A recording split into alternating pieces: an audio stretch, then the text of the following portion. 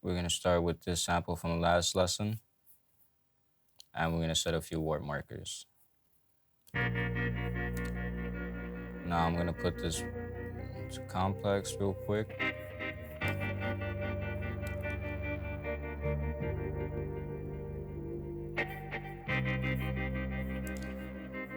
Now I'm gonna set some warp markers and make sure everything's in time. Now when you're setting warp markers, you don't have to be exactly precise.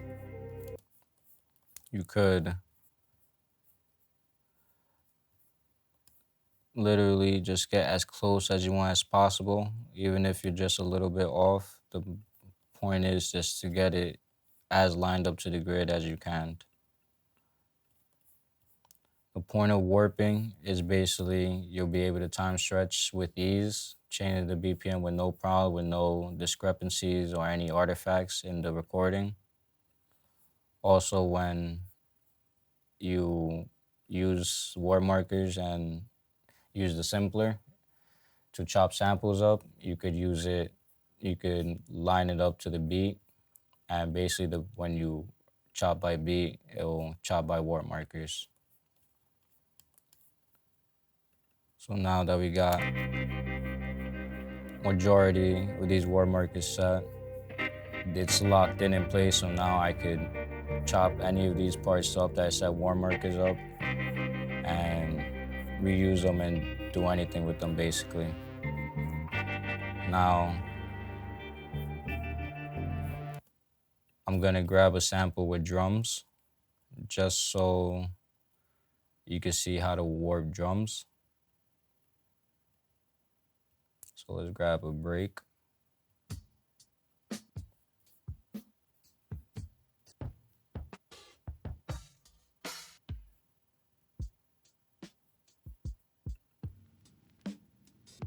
All right. So with drums,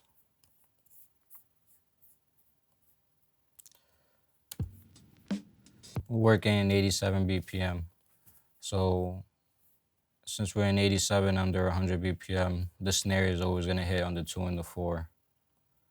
Now, if you want your drums to be exactly on point and exactly on the snare, then you would set the warp markers and put it exactly in time and put it exactly on the grid. Now, if you don't want it to be exactly on the grid, it's okay to leave it as is and a little slightly off, just so there's some rhythm involved. So now it's not exactly on grid. The second snare is slightly off, but it'll still get the point across and it'll still sound good.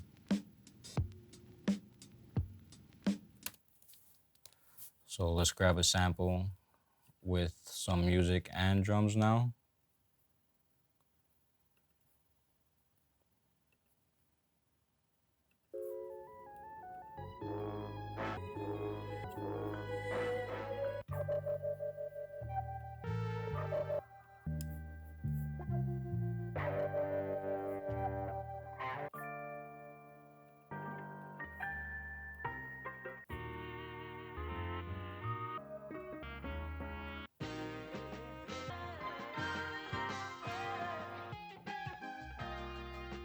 All right. So this sample has some drums in it. So when you sample anything, you're gonna want to start on the 1. So this starts on the fill.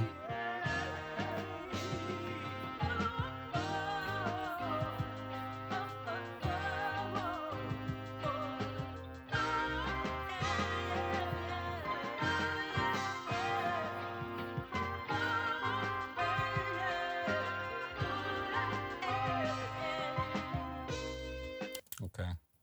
So this would be the 1 right here. So now to make things easier on yourself, you could unwarp it and warp it again, or you just try being precise and setting the 1 right here.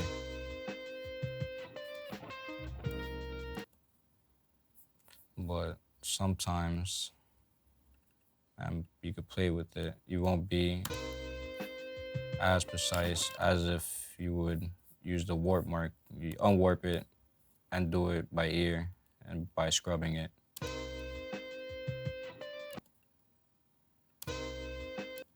So it'll be right here, the 1. If you hold Command and scroll in, you can zoom in and out.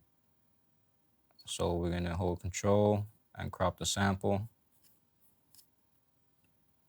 and then put it back into warp. Now, since we're working 87 BPM, we know every snare is supposed to hit on the 2 and the 4.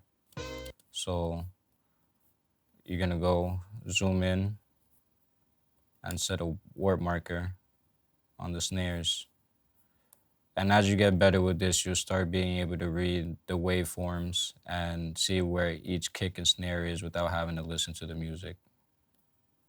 Now, obviously, you should listen to it as you're doing it, but as you get better and realize which are kicks and snares, you can just do it for the 4 bars and then listen back. Also, if you put your mouse above the timeline right here with this little speaker, it'll also play from that area. This will be a kick right here on 3.3. This is right here is a snare.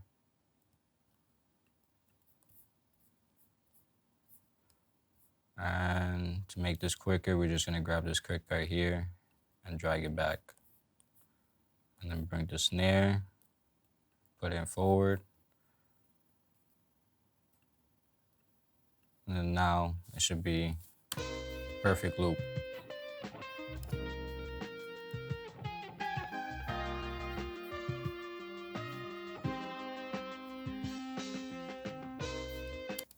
Now, if you wanted to grab and sample the fills from the beginning of the sample, it's basically the same process.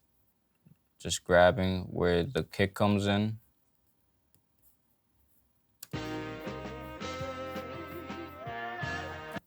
and just lining up the kicks to the 1s and the snares to the 2 and the 4.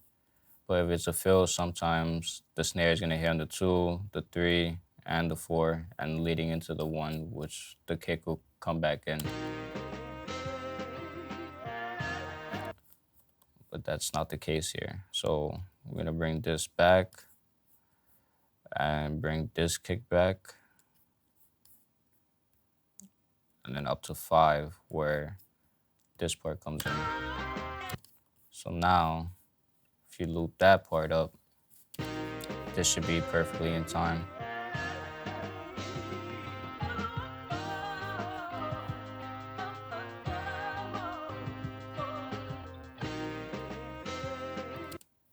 So that's warping. In the next lesson, I'll be talking about beats and tones mode.